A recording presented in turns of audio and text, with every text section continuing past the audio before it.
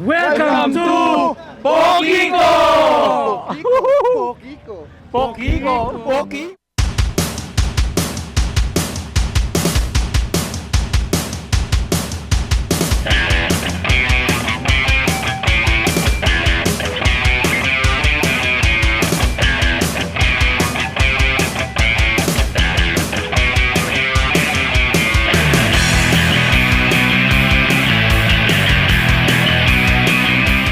Hi! Hello, welcome ulit sa another edition ng Pokiko. Pokiko. Poki nga. Pokiko.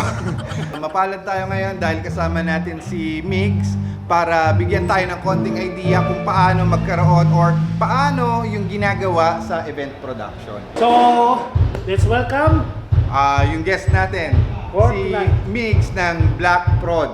Yay! Ayan, meron na tayo. May tuwari-wap na tayo ngayon, di ba? Ayan, so Magandang gabi po.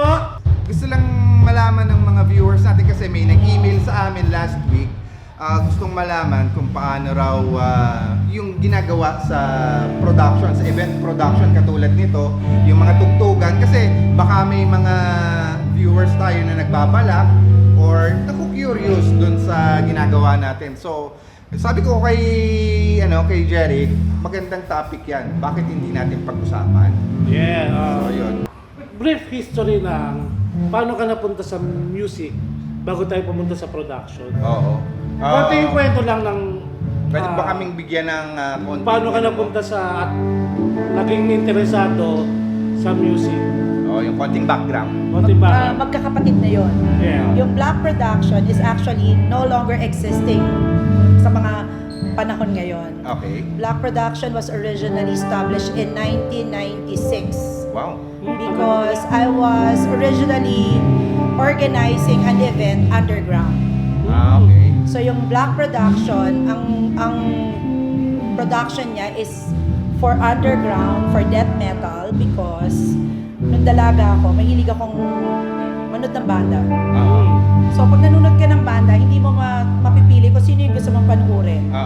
Diba? Until nagkaroon ako ng, sabihin na natin na nagustuhan ko yung underground, yung metal scene. So when I was in the metal scene, meron mga nagpo-produce na you can gather all the bands na you want to watch Okay. that night. And it so happened, my first production was in Bottom Line in Alabang.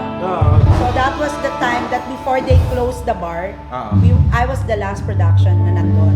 Ayun. So click siya nung una kasi ang daming banda. So, memorable pala talaga yun. Puro metal. Oo. So, meaning yung mga metal, yung mga crowd, Oo. mga crowd, mga gano'n. Oo, like Brutal Punishment. Okay. Kasi Brutal Punishment, kasi yung husband ko, na boyfriend ko pa lang noon, naging boyfriend ko siya on the first day that I made the production. He was one of the guitarists of Brutal Punishment. So nung time na yun, parang meron ako mga gustong banda panuorin. So sabi ko, ganda pala mag-prod. Kasi pag nag-prod ka, imbitahan mo lang yung mga banda gusto mong mapanood, nandun na. During that time, it was, if I may share with you how it goes, it was like for ticket selling. So the band will have like 10 tickets to sell. Ako hindi ko naman sila pinapaubos. But it was also as per advice, kasi sa club na rin ako nun. So nasa club na rin ako noong time na yun. Per advice naman ng club na yun, na you give them ticket because there was no social media at that time to promote yourselves, di ba? Kung banda ko noon, you have to go out and tell your friends, hey, may tugtog kami. May gig kami mamaya or next week. Kahit ako nang bumibili ako ng ticket from other bands para manood ng ano nila. Actually rin. Naranasan natin yan eh. no? Naranasan namin yan. Nung 90s. Yeah, 90s. 96 sabi mo yung ano. totoo. Naranasan namin yan. Ticket selling. Bebenta lang ng ticket.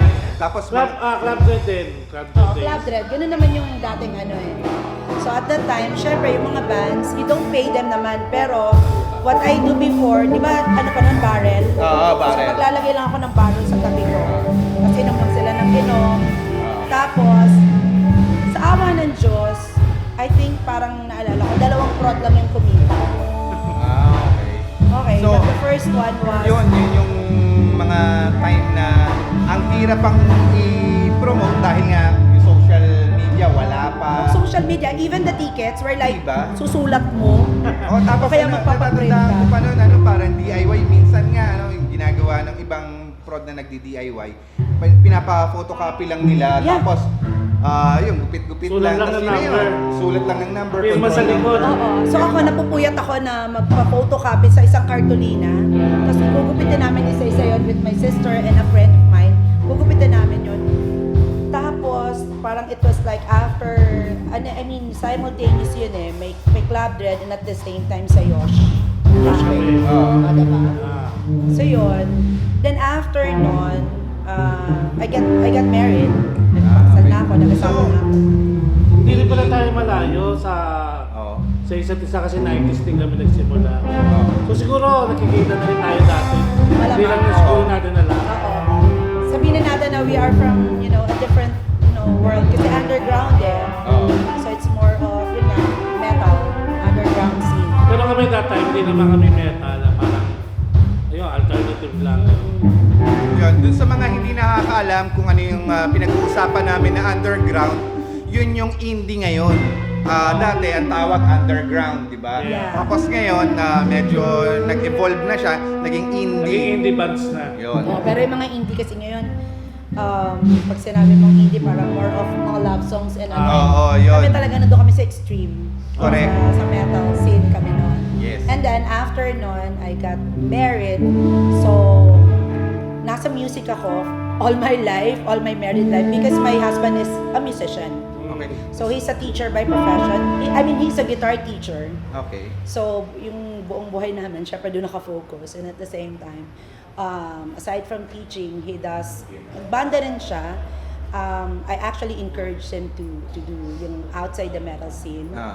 And then, syempre, parts of growing old, yung Growing old. mag-ano ka. At saka, syempre, teacher siya. Syempre, yung versatility niya, dapat nandoon, diba? So, meron din siyang, nag-show band before, and then, events. So, bilang bilang the wife, and I have, this, mahilig ako sa music eh. Mahilig ako. Siguro, yun yung nag-click sa amin, oo. Support.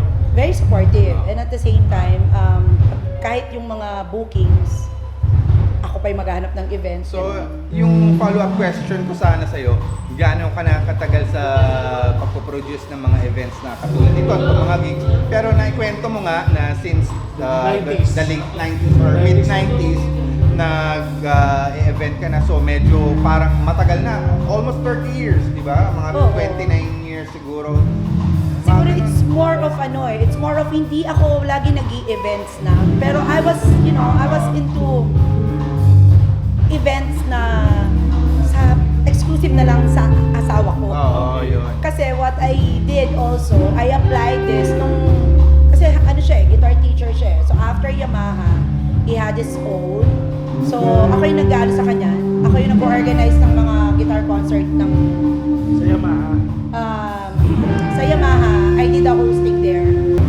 Mix, question.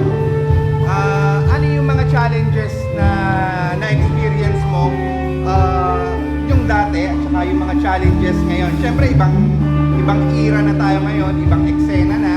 Ano yung mga challenges na naranasan mo dati? Simulan natin sa dati. Tapos may singit ko lang, marami na rin kabataan ngayon na incline sa metal scene. Ano yung pagkakaiba?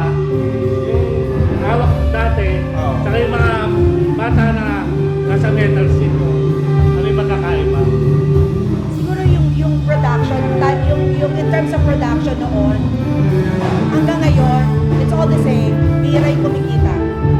Kaya sa totoo lang, yung production, ako, Ronald has been playing with different production during the time na he went back to Brutal Punishment. Siguro mga 2012, 2013, nagbabayad ako ng entrance ko. Pagpapasok ako sa production, I see to it na binabayaran ko yung sarili ko. Even ako na yung wife even yung kakilala ko yung production, I will still pay kasi alam ko na wala silang kinikita. Tapos pangalawa is parang medyo sobrang honest ako. Okay, So, Okay. parang, Ito nga na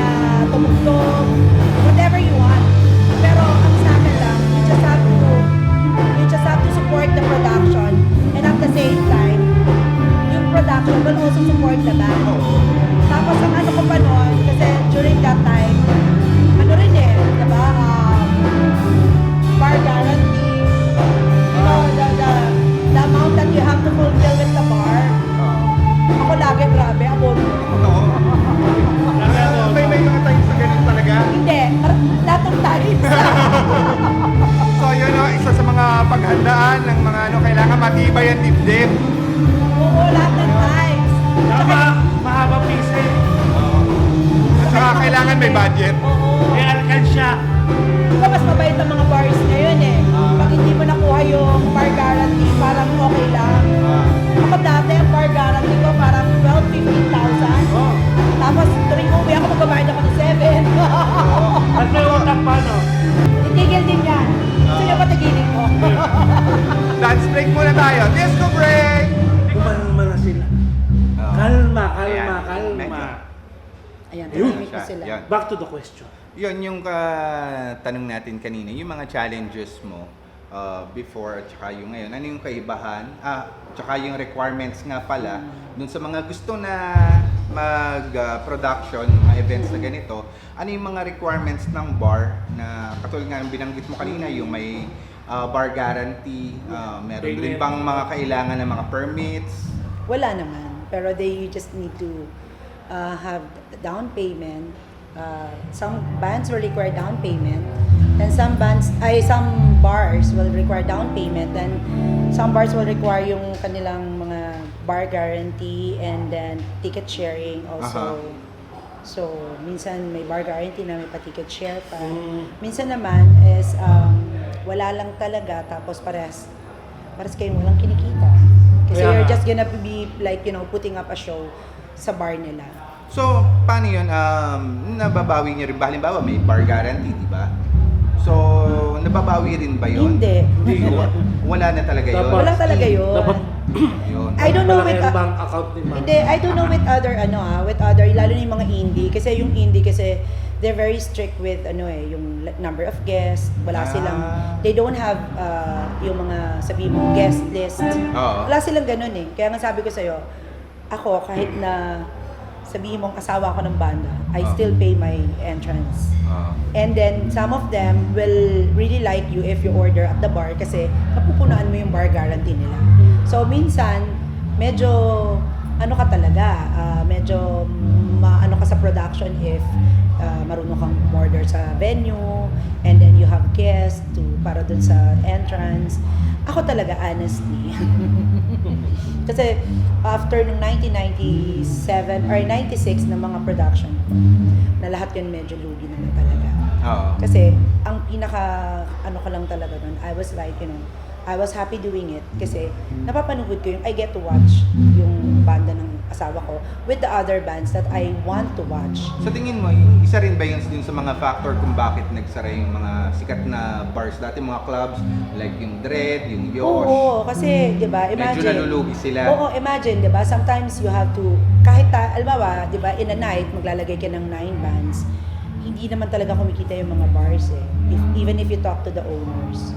Medyo lucky ka na lang if the owner is, kaibigan mo. Kasi kahit pa paano, medyo sabihin nila, wala na lang bar guarantee, basta na lang, padalhin na lang dito yung mga banda. But the sad part of it is sometimes, of course, other bands will always, ask for a little something for them.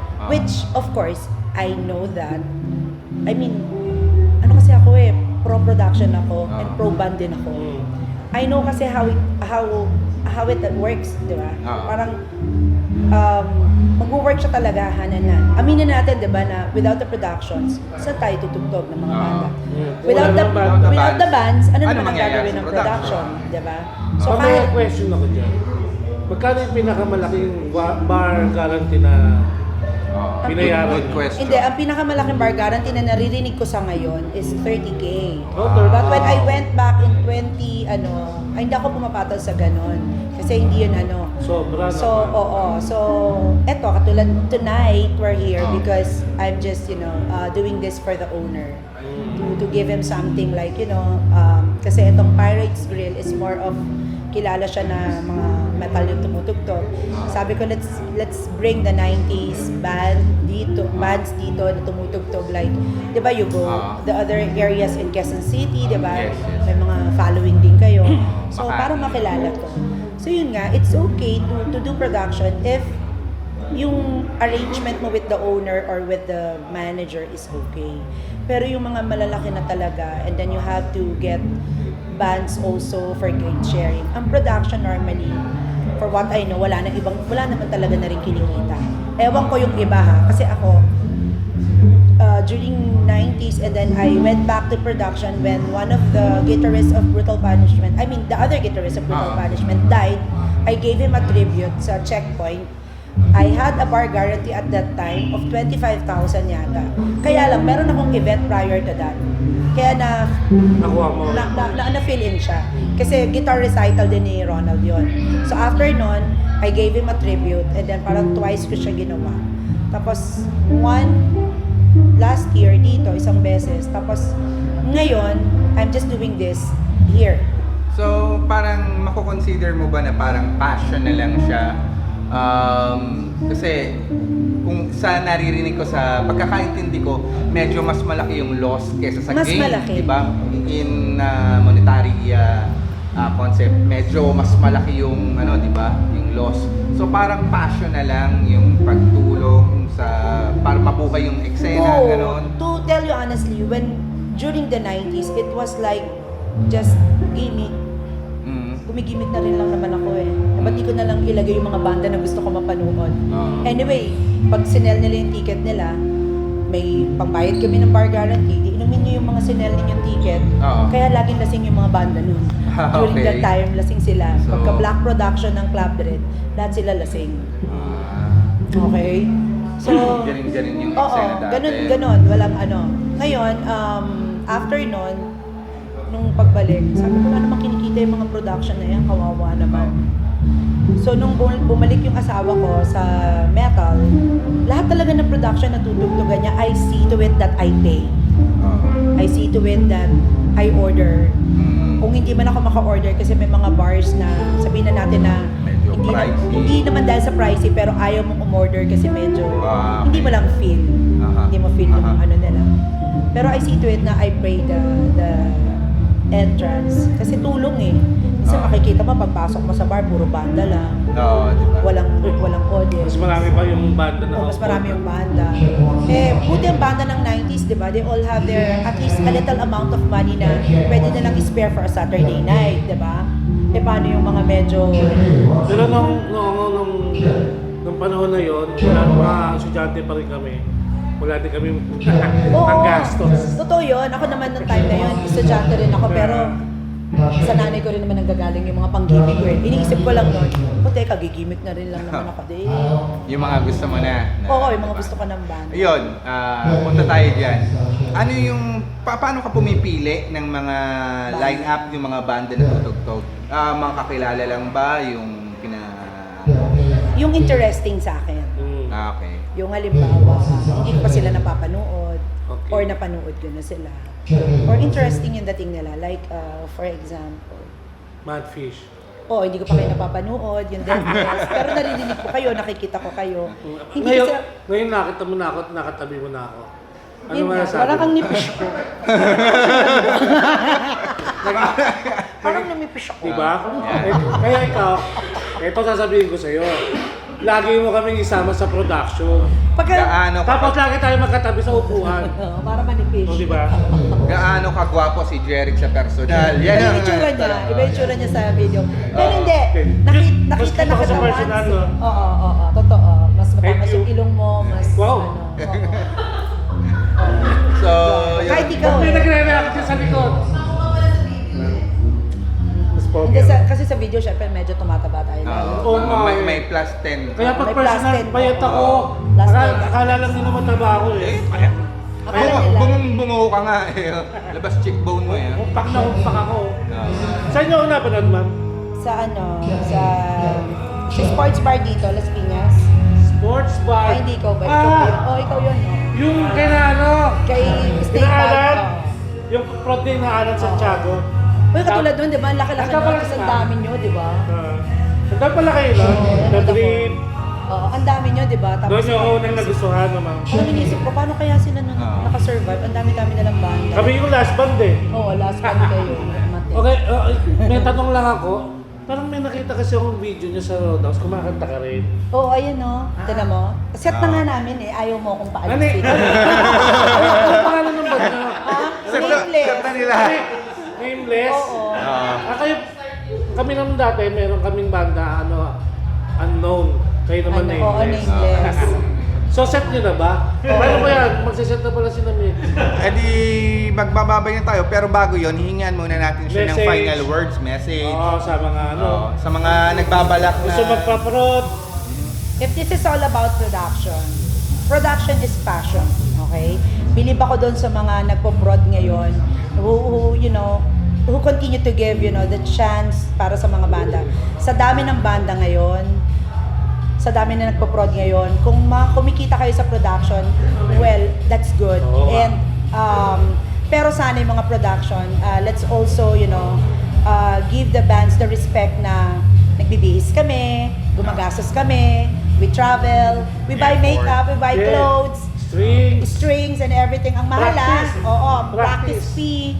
Bigyan din natin ng kasi minsan may mga production na sinasabi nila, 4 songs lang kayo. Hello, galing ako ng Las Piñas, tutugtugin niyo ako ng 4 songs. Yan Diba? yung sisingit ko. Oo. May singit ako. Yung interview natin kina Juan Dirigma, balikan natin yung yung sa episode ni Juan Dirigma. Juan Dirigma. Yun din yung sinabi ni Jan ng Juan Dirigma. Yung Oo. napapansin niya sa mga prod, yung ganun din, yung katulad ng sinabi niya. So, nagtutugma. So diba? nagtugma yung yun nga, yung gumagastos sa banda, syempre, nagpa-practice. Nag-e-effort. So kaya ngayon, Oo. hindi tayo papabayaan ni Mix ngayong gabi. Boys, order kayo ng... Hindi ko kayo pababayaan. Pwede kayo tumugtog. Gusto mo ngayon hanggang bukas, tugtog lang kayo. Bukas yung Tugtog bar. sa sawa. Oo, sawa, tugtog ka lang. Akala ko pa naman pwede tayong order ng yung Hindi, ikaw nga yung, wag na. yung Kasi niluluto mo kanina, nakita ko. 2 oras kami nagluto, hindi nga ako nabusog eh. So boys, sorry, hindi kayo, wala kayong samgyup. Tapos yun nga, sa mga Diba? production, congratulations kung kumikita kayo. Congrats. Tapos, oo, bilib ako sa inyo. Ituro niyo sa akin kung paano yun. Pero more than anything else, bilang banda na ngayon, di ba? Ako, I would love to play with other bands na, alam mo yon na yung, alam mo na they are also playing kasi passion. Kung bakit gusto kong mag-prod, kasi gusto kong maglagay ng mga banda na pag nilagay mo sila, nag-e-enjoy sila sa ginagawa nila, hindi tayo nagba-battle of the bands. Oo nga. Tsaka Okay. sa age namin, wala na yung parang yung kasabatan ng dapat Oo. Wala ng pagalingan, wala ng competition. At kami naman, nagpapasalamat sa mga tulad mo sa paprod, kahit sinabi mo nga na wala ka namang kinikita. Wala naman eh, oo. Yung suporta mo sa mga tulad namin mga Oo. banda. Papasalamat naman. Nakaka-stress pa, Na-appreciate diba? namin Tapos yun. doon naman sa mga banda, Uwi ka stress, no? sa mga banda, panuorin nyo rin yung ibang banda. It's not because you will learn a lot from them also. You will learn to appreciate their music and learn from them as well. We continue to learn.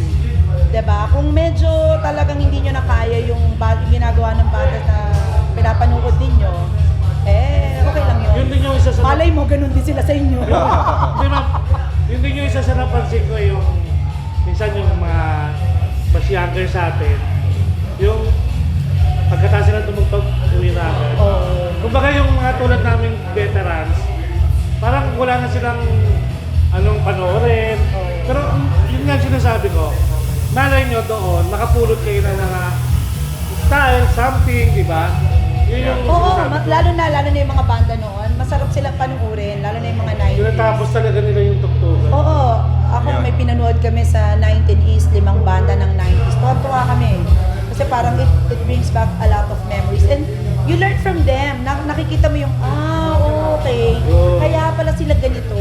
Kasi ganyan. Kasi ganito sila. Yun. Nakikita mo yung magic. Kung bakit sila naging parang... Kumagat sa industriya. Oo, kung bakit sila naging ganito. Kung bakit sila pinahangaan ng tao sa ganito. Kasi nandun, nakikita mo pala yun. Ayun. So yun, hindi na namin masyadong pahabain. Alam namin na hinihintay ka na ng mga Oo, hinihintay kabata. na ang kabata. Set na kasi nila. So yun. panoorin natin. Oo. Maraming salamat ulit sa inyo. At Supportahan niyo yung banda nila, Nameless. May mga Facebook page ba kayo? Meron. Nameless. You just type Nameless. Lagyan nyo ng PH. Narinig ko lang para mas mabango. Parang narinig ko na yan. So ayun, from Pirates Grill, ito si Jeff So si Jeric, at kami ang si Pong, at si Kiko. 1, 2, 3, Pokiko! Umamari, nagkasabay rin! the Pong, and Kiko. Ano ba yun? Thank you.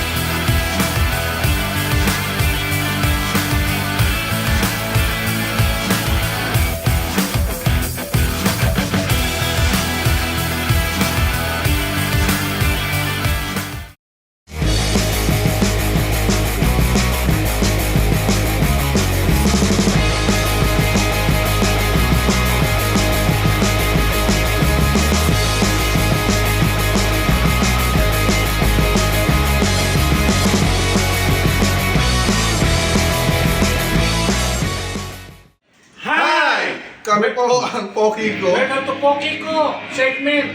At ito na naman ang bagong episode natin tungkol sa Rig Rundown. Kasama natin ngayon Si si... Melvin Abastillas.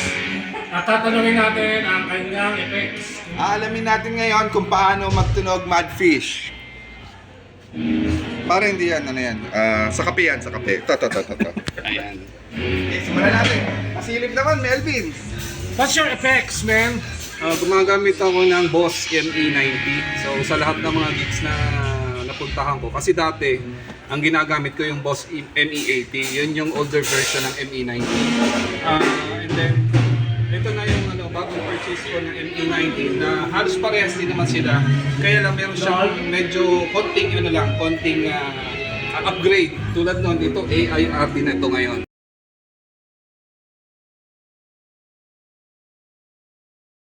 So ito yung medyo parang nagtunog stereo siya dito sa bagong okay. Ano ba usually yung ginagamit mo sa So Mudfish? usually ang ginagamit natin yung mga distorted. Itong Rat DS yung nakalagay dito kasi depende sa sa bandang tinutugtugan natin kasi pag metal dito tayo sa Metal DS. So since sa Mudfish makapal din ang Mudfish kaya lang hindi siya tunog metal dito tayo sa Rat DS. Diba mas manipis ng konti, mas bilog ng konti itong Rat DS.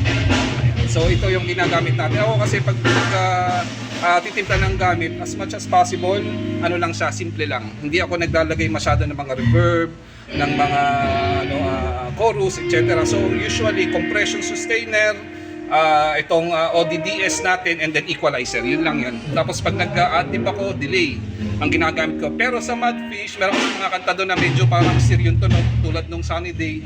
Ginagamitan natin siya ng chorus at saka reverb. So para mas stereo yung tunog. Kung papakinggan nyo doon sa CD yung Sunny Day, ganun yung dapat na lumalabas sa tunog. Pero pagdating sa adlib, same pa rin. So ito pa rin at saka yung delay. Hindi pang delay lang. Melvin, hindi ba mahirap timplahin yan? Unlike dun sa mga unang episodes natin na yung mga pedals ang gamit, ano yung... Analog. Oo. So hindi siya mahirap kasi para siyang analog. Kasi ito, tulad nito, ito nakalagay dito U1. Pwede ka mag-bank ng tunog dito. So, pwedeng bank, pwedeng hindi. Kasi hindi ako gumagamit ng nakabank kasi depende sa amplifier kung babagay doon sa amplifier. So sa akin, ginagawa ko yung parang analog. Ito kasing analog na to, para din siyang stamp pad model. So, bawa, ito, equalizer. Ito lang, anuhin mo kung anong gusto mong tunog dito. Equalizer. Tapos kung hahaluan mo ng distortion, pindutin mo yung distortion, tapos hanapin mo kung anong gusto mong tunog. So, ganun lang. Para siyang analog. Yun ang kagandahan dito sa ME90 natin. Cut muna tayo, may kukuha ng kape sa Ito na, kumukuha na ng kape. Ganda. Papagising. Thank you. Okay, continue na. So yun, after nating makakuha ng kape, tutuloy natin ngayon yung kwentuhan. So yun lang naman yung sa akin, yun lang din yung timpla natin dito. So sa lahat ng tours, ito ang ginagamit natin. May tanong lang ako, pre. Itong pedal na to para saan? Pampainit ang ulo, Brad. Yan yung ano. Yun, yung lalabas ng kape. Yun lang. Okay na. Thank you, Melvin!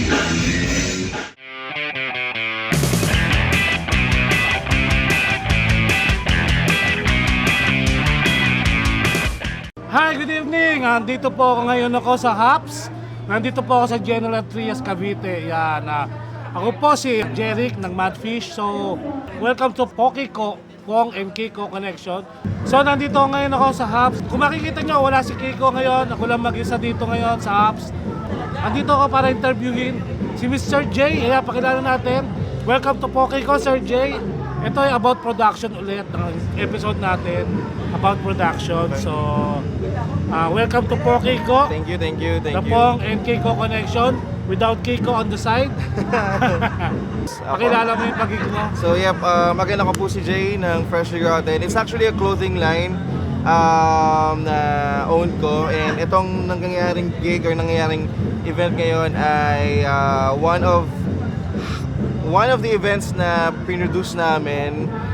This one especially for my birthday, upcoming birthday. So it's called Level 34 kasi magta 34 years old na ako soon. Ilang days na lang. So yeah, and dito namin siya napagdesisyon ng gawin sa Hops with the help of Ma'am Jenny from Tanikala Productions. Yun. Jen, actually, si Jen sana yung schedule ko, kaya lang ayaw niya magpa-interview. So, binato sa akin si Sir J ngayong gabi. Baka nahiya na sa interview. So, again, tanong ko lang, saan nakabase yung clothing line niya? Dito rin ba sa Cavite? Cavite-based din siya. Okay. From GMA Cavite talaga kami. Yep, so dumayo talaga kami nitong sa first time namin mapunta tong spot na to ng Gentry, Okay. specifically for this event kay Hops. But yeah, from GMA Cavite talaga kami. Okay, so shout out lahat ng mga taga-GMA Cavite. Sa lahat ng mga kaibigan niyo doon. Yes. So, first question natin, paano ka nagsimula sa mga event production, sir? Event production, nagsimula ako, yung pinaka first event na na-produce namin was yung anniversary ng brand, ng clothing line, ng Freshly Rotten. So, dahil wala pa kaming idea kung paano mag-run, nag-DIY muna kami ng isang event. Sarado na yung bar, but shoutout ko lang si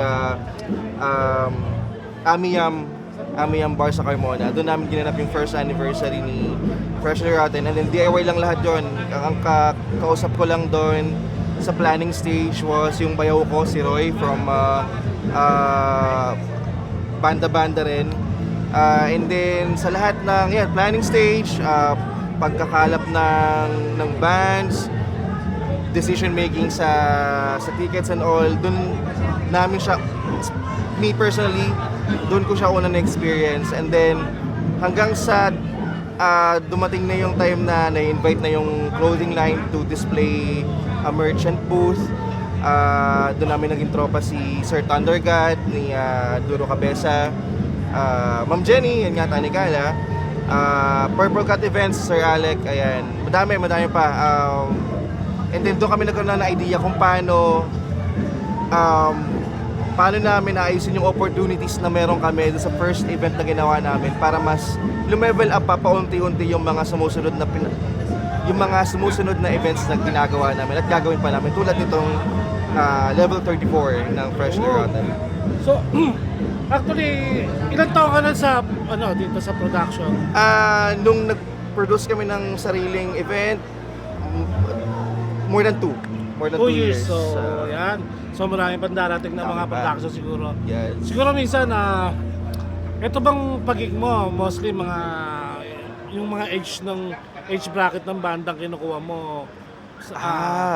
Paano ba? Paano ba makapasok sa production mo? Yung demographics ng kinukuha naming banda, medyo random sa totoo lang. Nung una, again yung sa DIY namin first anniversary, we focus dun sa mga tropang banda na madali kong nalapitan at the time. Kasi medyo mahihain pa akong mag-reach out dun sa mga kilalang banda na nung time na yun. So baka snabin ako. So dun muna ako sa mga tropang banda like Sunflower Project, 300 Violin Orchestra, Hiraya, Hawaiian Combo Meal, sa yung mga tropa. And then Mostly ang Cavite. Cavite bands. actually Or meron ng mga... mostly Cavite, yes, Cavite. some mga nakilala na rin sa ibang events. GMA. GMA, Oh, yes. kahit saan. Kahit dito sa saan. Cavite. First main act namin doon was Chindetera, which will be playing din sa event natin tonight. And then, ayun, so medyo random pa at this moment yung mga kinukuha naming banda para mas malaki din yung siguro yung mahatak nating audiences. Hindi lang puro new era or new generation yung maging audience natin, but we wanna still parang give props dun sa mga matagal na sa eksena. Hence, nung second anniversary naman ni Freshly Rotten, last November lang, ang kinuha nating main act was Letter Day Story. Mga lodi natin yan, Sir Dex, ayan, Sir Ollie. Ayun kasi mga childhood heroes ko yun. So, although napaghahalata na sa edad, pero sila yung pinush ko na, hindi, gusto kong i-line up yung mga bandang kinamulatan ko at yung mga bandang natitirapang ko din ngayong era na to. So bata ka pa eh, no? Tingin ko. Mahadam. Huwag na natin tanongin yung age. Mga na-around, wag na. Pero sa mga bandang mga sinabi niya, wala rin ako masyadong alam.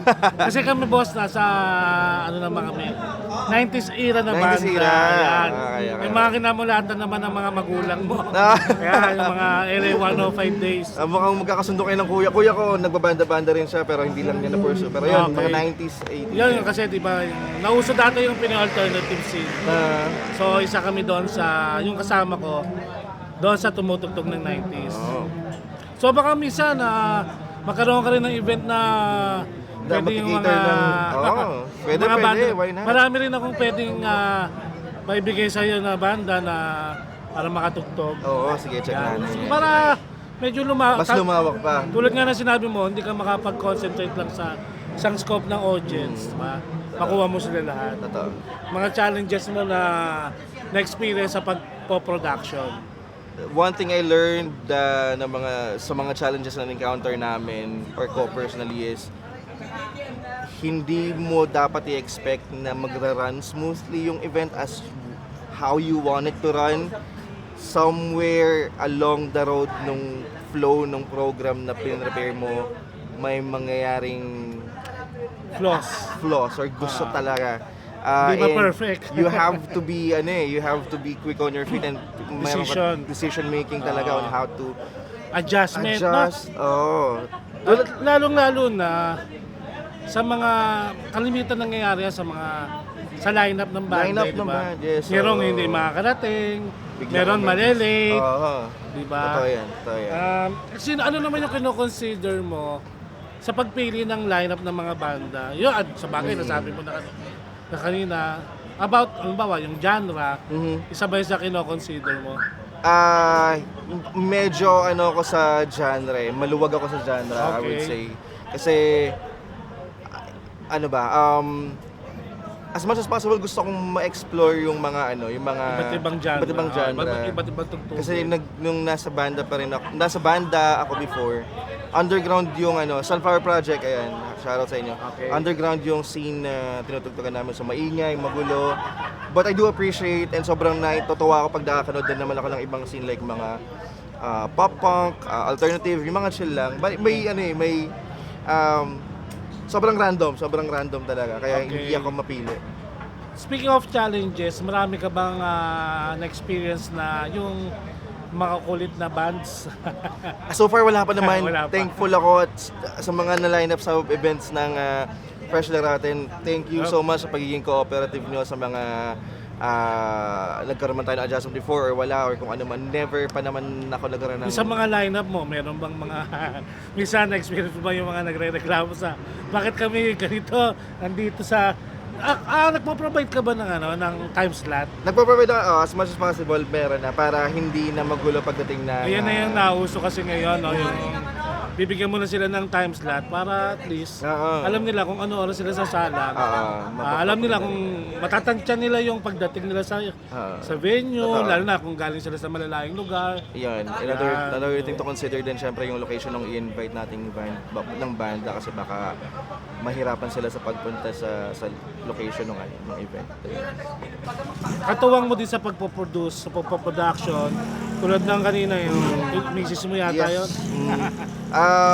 Siguro ito yung perfect timing kasi lagi nila akong tawag dito, dinadramahan na hindi ko daw sila nabibigyan ng shoutout na proper Okay, shoutout. Yung kasama ko lagi is number 1 yung misis ko. Yan, shoutout sa'yo, Aina. Di Maano Albaran, mahal na mahal kita. Naak.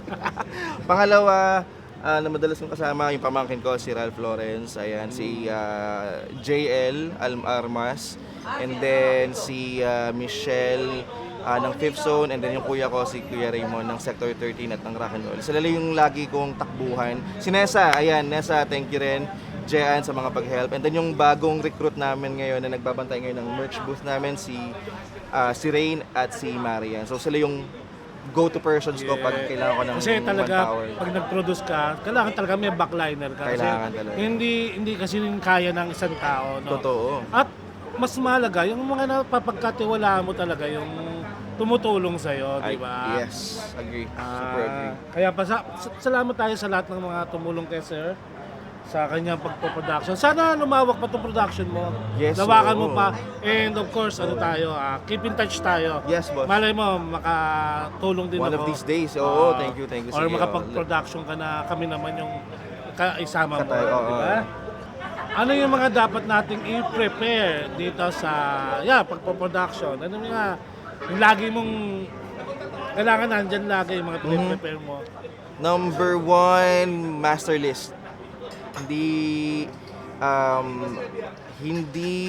ka mawawala sa plano mo kung meron kang nakalista kung ano yung gusto mong mangyari. From yung mga plano mong i-line up na bands, from mga possible na gagastusin mo, from the list ng or options mo ng location and all, kailangan meron kang lahat nakalista para alam mo hindi ka nawawala sa kung ano na yung Para hindi ka maligaw, no? Hindi ka maligaw. May mangyari hindi natin asahan, back on track ka pa rin. Exactly. Diba? Alam mo na kung saan ka natapos. Okay, Yeah, tapos na ako dito sa part na to. okay. Ito na yung next kong asikasuhin. Mag-down payment na ako sa gantong bar. Mag-reach out na ako Ayun sa nga, gantong speaking sponsor. of down payment, Yeah. malaki ba yung ginagastos ng isang nagpo-production? That depends. Something na natutunan ko din sa pag-produce since nag-start ako 2 years ago. Hindi ka pwedeng mag-expect ng same treatment from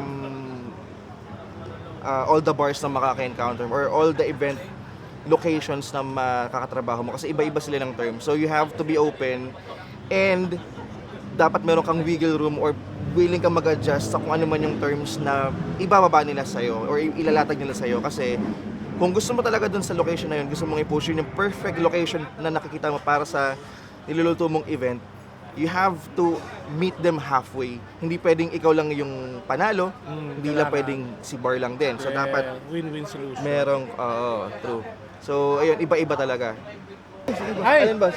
Sige, wait lang, lalabas lang yung motor. Commercial muna. Hindi, walang commercial to. Balik tayo sa program kasi. Ano naman, anything ko dito sa poke ko. Sa mga banda ba, naka-experience ka na yung humingi ng TF or kahit siguro allowances, gas money or pakain, gano'n. Yes, something siya something na dapat mong i-expect lagi pag magpo-produce ka ng event kasi what you are paying for ay talent. Hindi lang talent basta nung banda, yung oras, syempre yung mastery skills nila na ginugo nila over the years. So, merong mag-ask ng TF and you can try naman, wala namang masama to check kung medyo alanganin ka dun sa budget na ini-ask nila. Hindi naman masama magtanong kung pwedeng makipag-negotiate. Or honorarium. Yan. Kasi meron mga galing pa sa malayo. Meron, iba, nag-ask ng Dahil buti gas yung money. bagay na yun, bilang producer, naunawaan mo rin yun kasi Yeah, sa panahon kasi ngayon, hindi na rin practical na dahil kailangan talaga tulungan na lang tayo. Production tsaka banda. Diba? Gano'n. Kasi nung time namin 90s, talagang totally, minsan natugtog kami, wala talaga. So, maraming salamat sa suporta mo sa mga banda, sa mga ganyan. So, future plans, pakisabi na lang, and dreams mo. And yun na, invite mo na lang sila sa Freshly Rotten. Yep, number one, thank you for this chance na ma-interview mo kami. Actually, ngayon ko lang nakilala si Sir dito. Ngayon First pa lang. time. So, marami pa kami pag ano siguro. Yes. Sa Facebook na lang kami mag-uusap. Looking forward. But thank you. So, yep, with this Salamat din chance, sa pag sa naman, chance. walang problema. Pero, Supportahan na lang. yes, so, plans for the brand for Freshly Rotten, of course, magpo-focus pa rin kami sa pag-release ng mga bagong merch, ng mga bagong designs. Number one goal namin is to be one, if not at least be at par sa mga local clothing brands na kilala na ngayon. Like, shoutout kay Brother Jules ng Sweet Brag, nandito siya. Tapos, Shoutout. Ayan, na nag-visit sa event. So, maraming salamat sa support. and then lumawak pa rin siya, lumawak yung reach ng brand, ng Freshly Rotten. Marami pa kaming tawag dito, location na mapuntahan din in terms of the events. Madami pang bands na ma-line up and Sana may lineup din kami. yeah. Soon. Parang nasa point pa kami ng as much as we can, we open yung doors namin for a lot of opportunities na pwede mangyari sa brand. Kasi we'll never know kung saan kami, saan yung direction namin . Meron man kaming plano, pero baka hindi yun yung mapuntahan namin, pero mas okay. So, open kami sa ganung possibility. And siguro mas maganda bigay mo na rin sa akin yung Facebook mo tsaka page para mailagay namin dito So, sa katarantaduhan namin. So maraming salamat, Boss Jay. Thank you so much. And supportan natin Freshly Rotten, clothing line, tsaka yung production ni Sir Jay. Alright, Sir Jay, paki-invite lang natin sila, supportan yung Poke Ko. Yes, in-invite ko kayo na mag-subscribe sa YouTube channel ng Poke Ko. Panoorin nyo yung mga uploads nila and subscribe kayo, i-click nyo yung bell para may notification kayo every time na may bago silang upload. Okay, maraming salamat. Maraming salamat, Welcome boss. to Poke Ko. Let's go! The Pong and Kiko Connection. Yeah! Alright. Hi, once again, nandito tayo sa Hubs, dito sa Gentry. Ako si Jeric, aka Pong o Poke Ko, The Pong and Kiko Connection. So, katabi natin ay from Duro Cabeza. Sir, ikaw na pakilala sa... Hi, I'm Steve from Duro Cabeza de Cavite Productions. Ayan. Dahil ang topic natin ngayon ay about production. So, again, hinila ni Ma'am Jen. Walang ka-prepared. Hindi siya Nakainom na. prepared. And naka-shot na ng konti. So, okay lang yan kasi itong show naman natin, anything goes. So, hindi seryoso. May seryoso na may halong kalokohan. Ayan. So, Duro Cabeza is kay Thundergod yan. Okay. So, wala ngayong gabi si Thundergod. Wala. Okay, ikaw yung kumbaga naatasan niyang maiwan dito para well, mag-supervise. technically, yes, pero tumugtog rin kasi kami kanina. Ano yung banda mo, boss? Between Ages. Okay. So, from dito ka sa Cavite? Cavite. Where dito sa Cavite?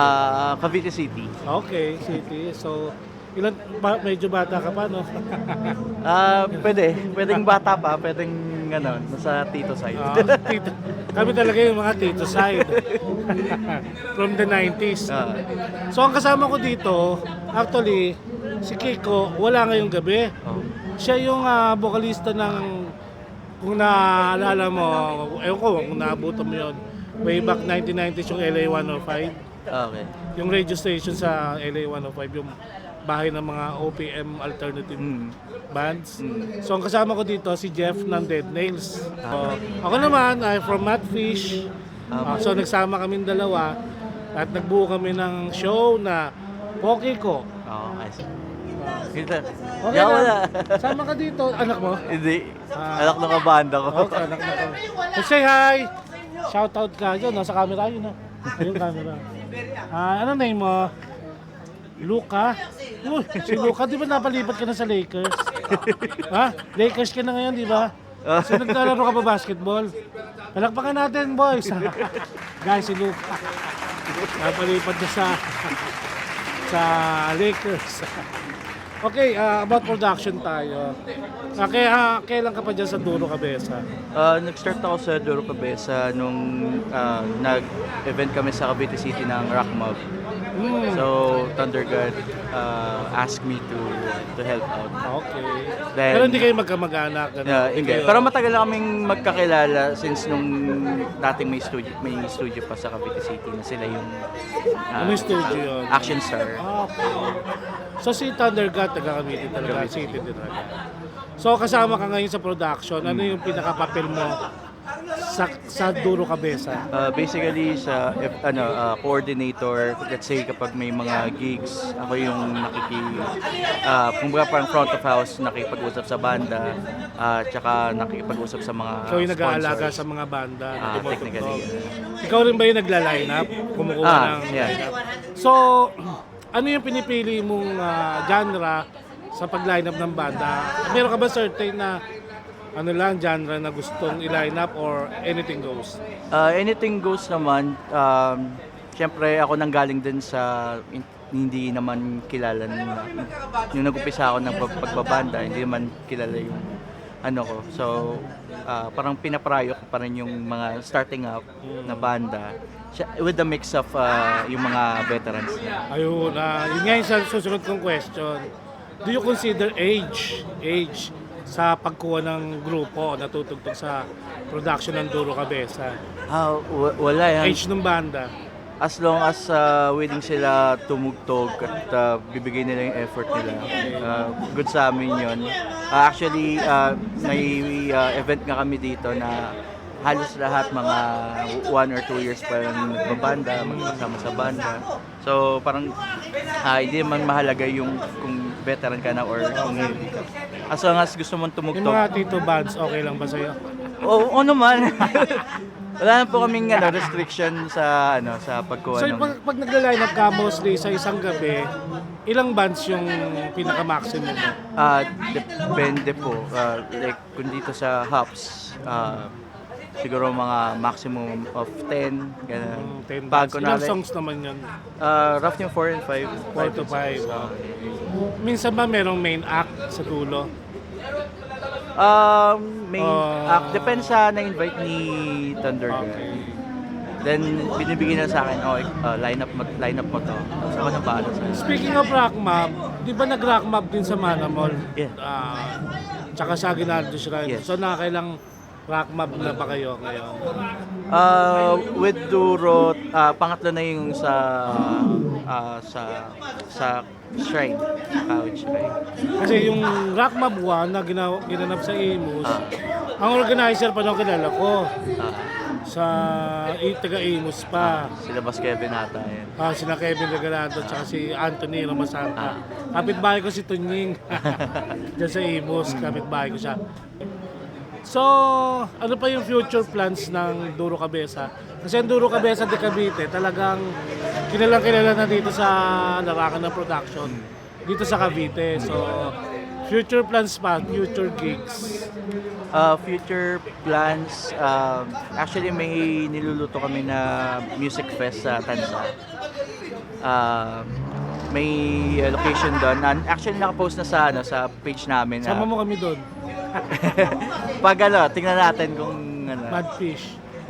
Ano siya? yun? May patiket kayo? We're planning Libre na ba yun? magpa-ticket. Hindi naman nakakasakit sa bulsa. Bulsa, okay. So para siyang tawag dito yung noon, yung nauso dati. Never mind. Woodstock. Woodstock, yeah, Woodstock. Ganun yun, parang kinukuha namin idea na mula hapon to Naghahang na kasi yung utak ko eh. 2 p.m. hanggang madaling araw na. Okay, supportahan natin, invite mo na lang sila sa mga future at sa future plans ng Duro Cabeza. Yeah. Hi, I'm Steve from Duro Cabeza de Cavite, and we're inviting you sa mga events, darating na events ng Duro, and please stay tuned sa page ng Duro Cabeza for gigs or music festivals as well as Rock Mob. Yun. And maraming salamat, Ma'am Jen, kahit hindi ka umarap sa akin, kahit inisnam mo ako, shoutout pa rin sa'yo, thank you. Lasing na ata Sa eh. suporta. And maraming salamat, sana supportahan nyo yung Poki ko. Sabi nila, pa-invite na lang sila. Supportahan yung Poki ko. Alright, so I'm inviting you na supportahan yung ano ba, channel ba yan? YouTube. YouTube. Oh. Yeah, Bago pa lang bago pa lang Ah, kasi okay. to. Yeah, so inviting you na i-subscribe you and i-like yung mga videos ng Pokiko channel. And keep supporting music. Yes, Thundergun, hindi pa ito yung huli, sir. Hindi pa ito yung huli. Malamang may ibang events pa pwede namin i-feature. Siguro, konti-konting clips i-feature namin. And supportahan natin lahat ng banda. Yes, sir. From the mga bago hanggang sa mga lolo na. Oo, hanggat kaya pa tumugtog, go lang. So yan, supportan natin lahat ng mga nagpo-production. So nalaman natin ang mga do's and don'ts at ang yung mga sikreto at mga kailangan gawin para makapag-production tayo ng gigs. So yan, maraming salamat sir, once again. Pokiko, The Pong and Kiko Connection, signing off this evening. Wala si Kiko. Bye-bye. Kasama namin ngayon ang All-Star Ballstar! Gulo nyo! Masinais na ka kayo! Bago ang lahat, pakita muna natin kung nasaan tayo. Nasa Pirate Screen! Yan! Ang unang tanong, paano nabuo yung All-Star Ballstar? Sino gusto sumagot sa inyo? Ang dami nyo eh! Hindi ako pa simulo niyan! Ikaw rin ang naisip niya, di ba? Ang nangyari, pumalo ako sa Diwala. Kaso nung tumutugtog tayo July 1, Naman yun, di ba, sa Manamol, 2023, biglang nanggulo to.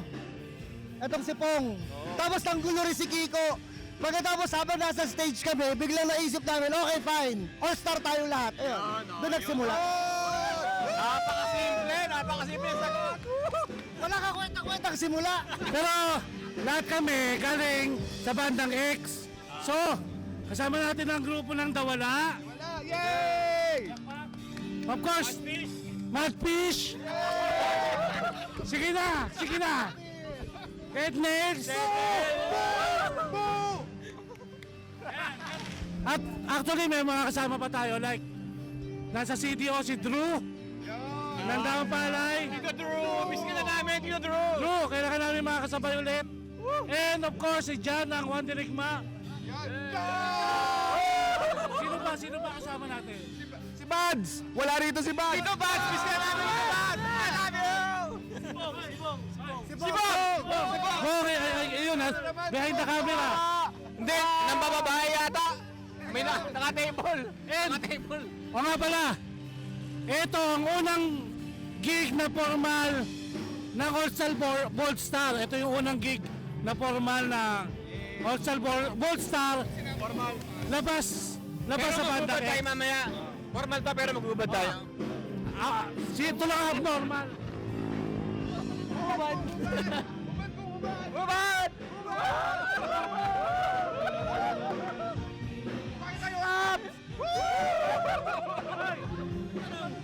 Ano gusto nyo itanong ko? Gaano kagwapo si Jeric? Sobra! Hayop sa kapugian! Ang ganda mong lalaki! Pakita mo! Walang-wala itong dalawang to sa akin. Walang-wala itong dalawang to sa akin. Ang animal! Pero hindi, seriously guys, syempre magkakaya iba ng pinanggalingan, iba-iba ng background, iba-iba ng banda, nagsama-sama sa isang cohesive unit, isang malakas na banda, All-Star Ballstar. Ano yung mga influence natin?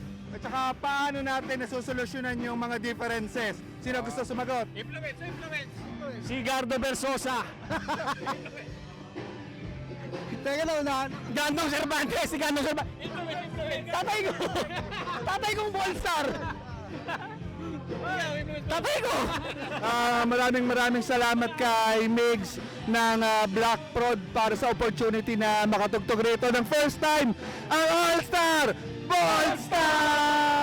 Nasaan tayo? Nasaan tayo? Pirates Green!